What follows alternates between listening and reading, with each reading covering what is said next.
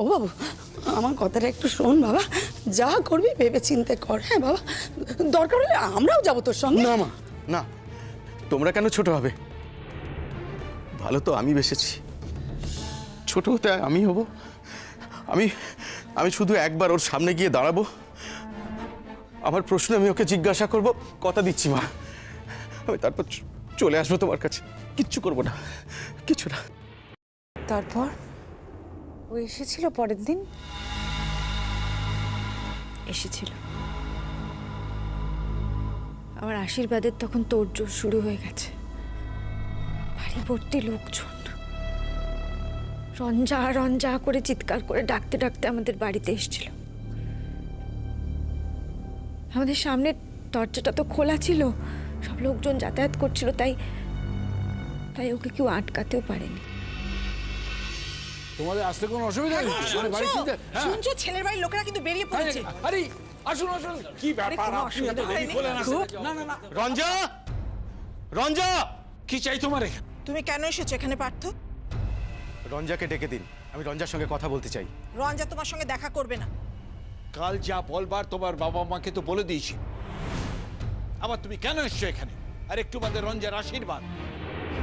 দেখেছিস কি কাণ্ড? শুনেছি মেয়েটা নাকি একটা ছেলেকে ভালোবাসে, এটাই সেই ছেলেটা।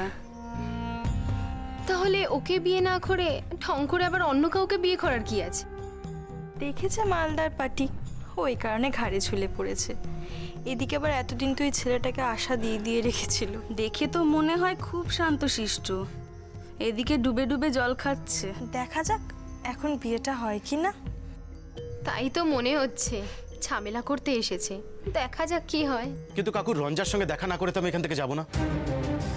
দ্যাট ইজ ইয়োর চয়েস, কিন্তু আমরা তো তোমাকে অ্যালাউ করবো না। শোনো পার্থ, ভালোই ভালোই বলছি এখান থেকে চলে যাও। আজকে একটা অনুষ্ঠানের দিন, কোনো রকম ঝামেলা করবে না। আর তাও যদি তুমি ঝামেলা করো, তাহলে কি করবেন? থানা পুলিশ করব। অলরেডি আমি থানাকে জানিয়ে দিয়েছি সমস্ত ব্যাপারটা, যাতে আমার মেয়ের বিয়েতে কোনো রকম কেউ ঝঞ্ঝাট না করতে পারে। আপনি থানা পুলিশ যাই করুন, আমি রঞ্জার মুখে রঞ্জার কথা না শুনে এখান থেকে যাব না। কি শুনতে চাও? হ্যাঁ, কি শুনতে চাও? যে রঞ্জার বিয়েতে মত দিচ্ছে সেটা শুনতে চাও? সে কথা তো রঞ্জা কালকেই বলে দিয়েছে। কাকে কি বলেছে না বলেছে আমার জানার দরকার নেই। রঞ্জার সঙ্গে সম্পর্কটা আমার, আর তাই আমি রঞ্জার সামনে দাঁড়িয়ে রঞ্জার মুখ থেকে শুনতে চাই। তোমাকে তো বললাম রঞ্জা এখন আসবে না। রঞ্জাকে এক্ষুনি আশীর্বাদ করতে আসবে, ও সাজগোজ করছে। তুমি চলে যাও তো এখন। আমি রঞ্জার সঙ্গে এখানে দেখা না করে যাব না। আমি কিন্তু তোমার মা বাবাকে ডাকতে বাধ্য হব, এই আমি বলে দিলাম। আমার মা বাবাকে ডেকে কোনো লাভ নেই। আমি না চাইলে আমার মা বাবা আমাকে জোর করে নিয়ে যেতে পারবে না কাকু। আপনার মেয়ের বিয়ে যদি আপনি নির্বিঘ্নে দিতে চান, আপনি দয়া করে রঞ্জাকে ডাকুন। কি চাও? কি চাও পার্থ তুমি? কেন আমার মেয়ের জীবনটা এইভাবে তছনছ করে দিচ্ছ বলো তো? আমি কি চাই আপনারা জানেন, রঞ্জাও জানে। রঞ্জা কি চায় সেটাই আমাকে জানতে হবে। বলো কি জানতে চাও?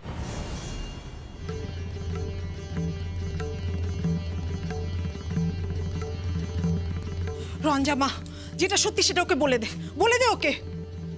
মনে রাখিস মা, নীলেশদের বাড়ি থেকে ওরা বেরিয়ে পড়েছে, যে কোনো সময় এসে পড়বে।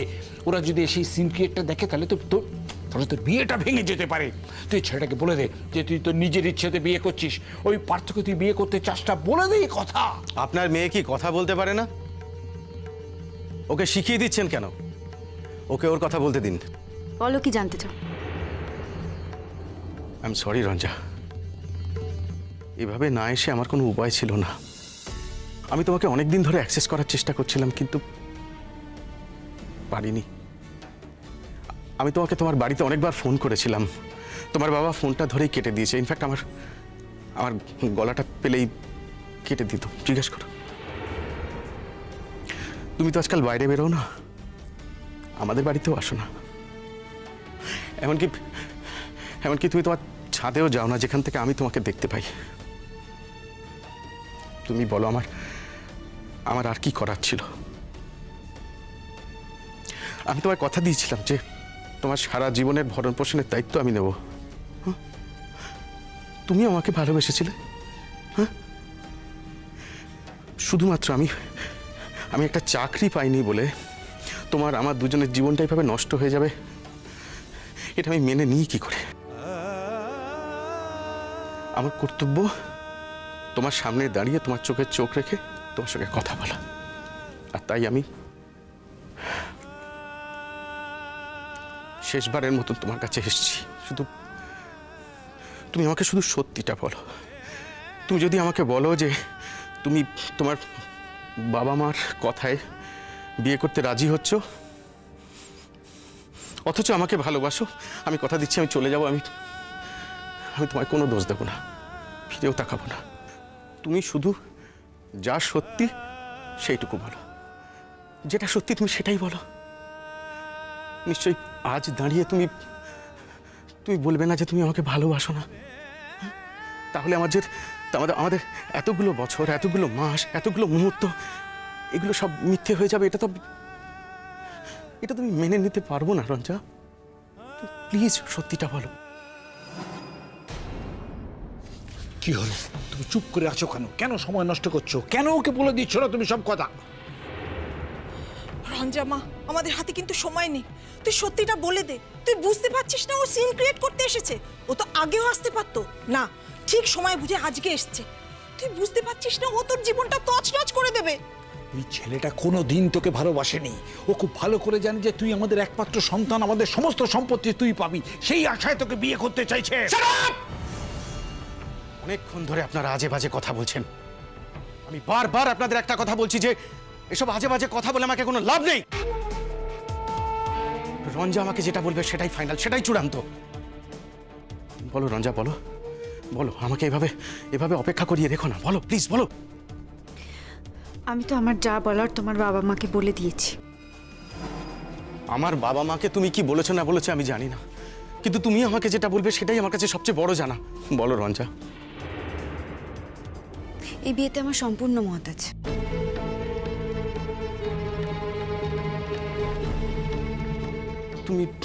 তুমি সবাইকে ভয় পেয়ে হার মেনে আমার মিথ্যা কথা বলছো।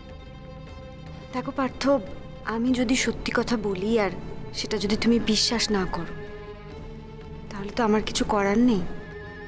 তুমি যদি আমার মুখে কথা বসিয়ে নাও সেটা তোমার ব্যাপার, কিন্তু তুমি যদি আমাকে জিজ্ঞেস করো তাহলে আমি বলবো আমি নিজের ইচ্ছেতে এই বিয়েটা করছি। কি মনে করো তুমি নিজেকে? কি আছে তোমার? তোমার যোগ্যতা আছে আমাকে বিয়ে করার? আমার মতন মেয়েকে ভালোবাসতে গেলে যোগ্য হয়ে আসতে হয়, সেটা তুমি জানো না?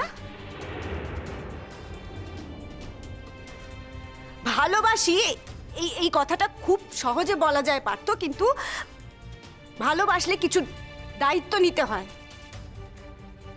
আর তুমি কোনোদিন আমার কোনো দায়িত্ব নিতে পারবে না। তুমি একটা চাকরি জোগাড় করতে পারলে না। তুমি বলছো তুমি ভালোবাসো। আর তার থেকেও বড় কথা পারতো, আমার যার সাথে বিয়ে হচ্ছে না তার সঙ্গে তোমার কোনো তুলনাই হয় না, কোনো তুলনা হয় না। কত বড় ফ্যামিলি, ছেলে কত টাকা পয়সা, কত ভালো কাজ করে, ওই রকম ফ্যামিলি, ওই ফ্যামিলিতে যাওয়ারই তো আমি যোগ্য।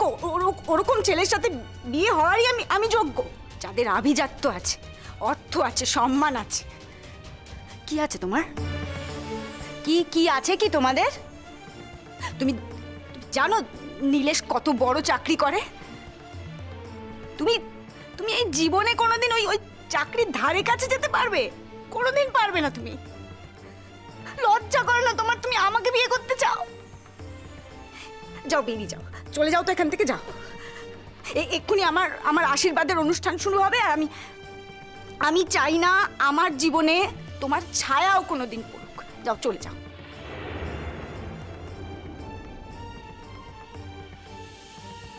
তুমি আমাকে ফিরিয়ে দিলে রঞ্জা। তা না হলে কি তোমার মতন ছেলেকে বিয়ে করে আমি ডুবে মরবো? পার্থ, আমিও তো বোকা মেয়ে নই। আমার সাথে ঠিক যেমন ছেলেকে মানায় আমি তেমন ছেলেকেই বিয়ে করছি। তুমি দয়া করে এখান থেকে চলে যাও, আমাকে মুক্তি দাও তো এবার।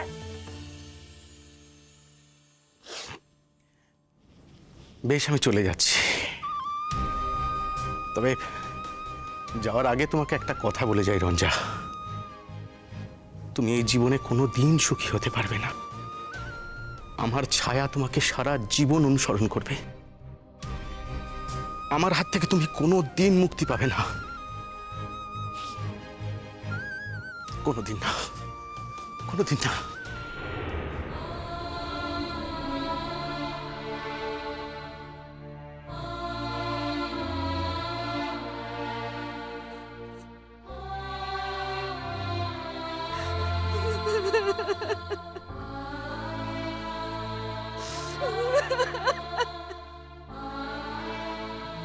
রঞ্জা, রঞ্জা, তুমি সেদিন যা বলেছিলে নিশ্চয়ই মন থেকে বলনি। না ম্যাম, আমি একটা কথা মন থেকে বলিনি, কিন্তু ওইগুলো না বললে পার্থকে ফেরানো সম্ভব হতো না। তারপর রঞ্জা? তারপর আমার আশীর্বাদ হলো। ওই আশীর্বাদের সময়েই পার্থ নিজের জীবনটাকে শেষ করে দিল।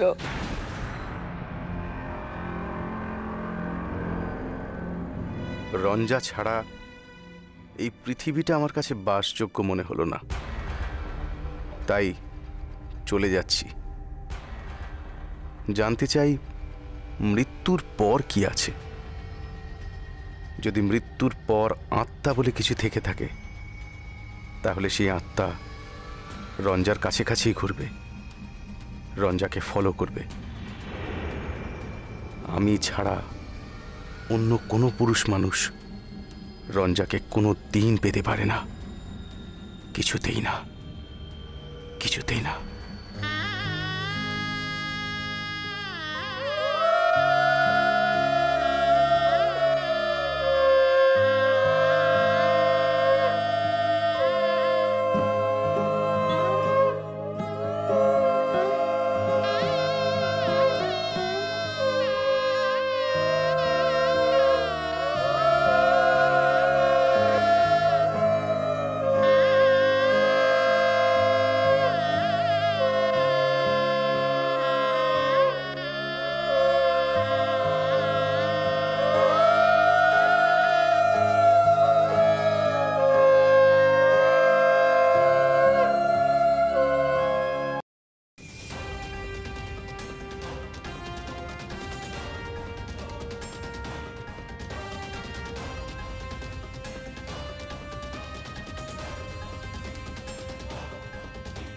তুমি কোনোদিন আমার কোনো দায়িত্ব নিতে পারবে না। তুমি চাকরি জোগাড় করতে পারলে না। তুমি বলছো তুমি ভালোবাসো। তার থেকেও বড় কথা পার্থ, আমার যার সাথে বিয়ে হচ্ছে না, তার সঙ্গে তোমার কোনো তুলনাই হয় না, কোনো তুলনা হয় না। কত বড় ফ্যামিলি, ছেলে কত টাকা পয়সা, কত ভালো কাজ করে। ওই রকম ফ্যামিলি, ওই ফ্যামিলিতে যাওয়ারই তো আমি যোগ্য। ওরকম ছেলের সাথে বিয়ে হওয়ারই আমি যোগ্য, যাদের আভিজাত্য আছে, অর্থ আছে, সম্মান আছে। কি আছে তোমার? কি আছে কি তোমাদের?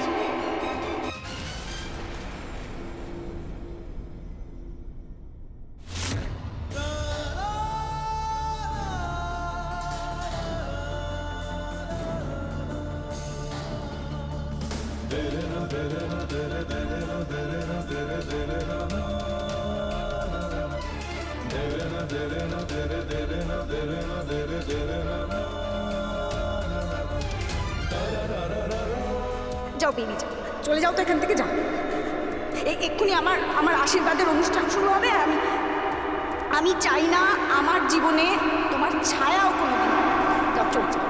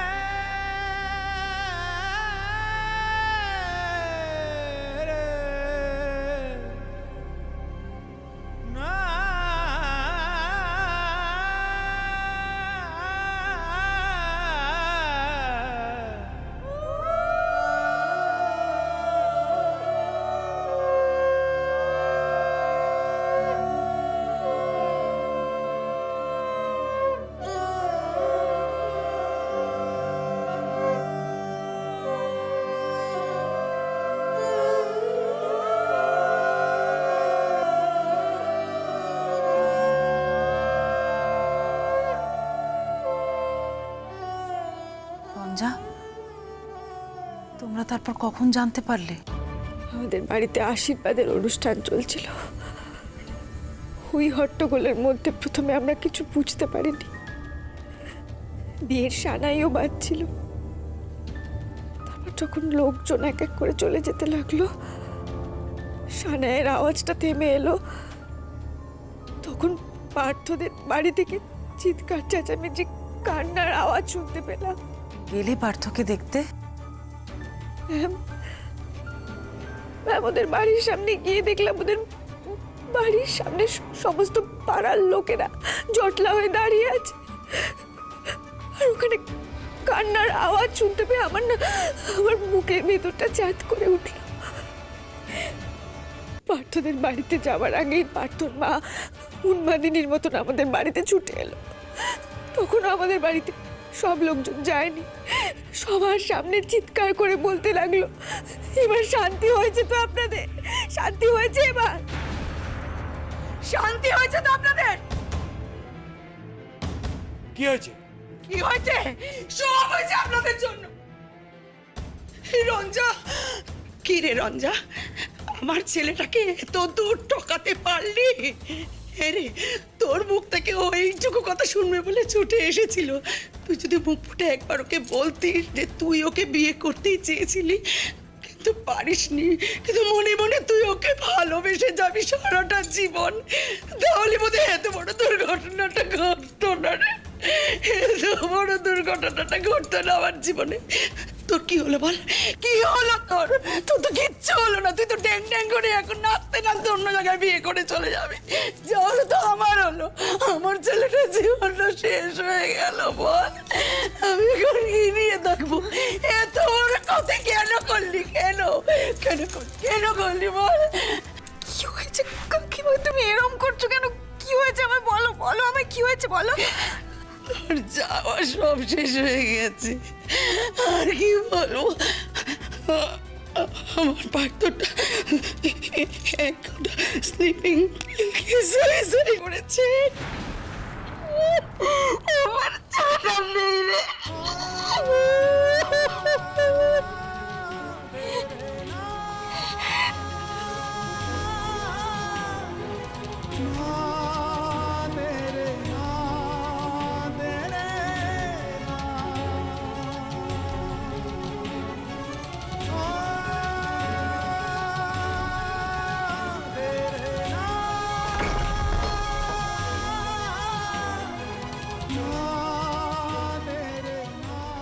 রঞ্জা, তারপর তুমি গিয়ে পার্থকে দেখলে? দেখলাম, গিয়ে দেখলাম যে ঘর ভর্তি লোক, আর তার মাঝখানে পার্থ নেই।